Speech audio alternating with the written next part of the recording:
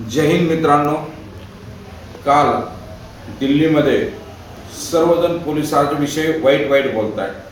खूप वाईट वाटलं हे सर्व ऐकताना. परंतु मित्रांनो, पोलिसांनी पोलिसाचं कर्तव्य बजावलं. पोलीस जर नसते तर त्या ठिकाणी काय झालं असतं, किती निरापराध लोक मेले असते. पोलिसांनी त्यांचं कर्तव्य केलं. पोलिसांनी त्या सार्वजनिक संपत्ती वाचवण्याचा प्रयत्न केला. अनेक निरापराध जीव त्या ठिकाणी मेले असते. मोठी दंगल झाली असती. विशेष करून पोलिसावर त्या ठिकाणी हमला झालेला होता.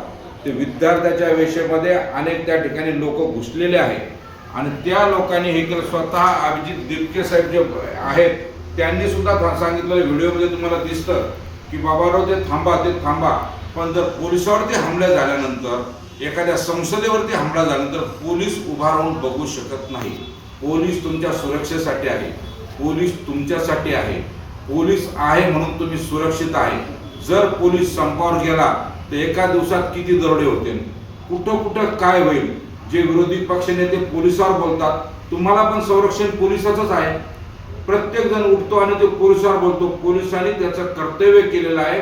कोणीही पोलीस चुकलेला नाही. म्हणून आपणास विनंती आहे की आपण पोलिसावरती बोलणं थांबवं. मी अरुण रोडगे, रिटायर पोलीस संघटना या ठिकाणी आपणास विनंती करतो की पोलिसावरती बोलणं बंद करा. पोलिसाला वाईट बोलणं बंद करा. धन्यवाद.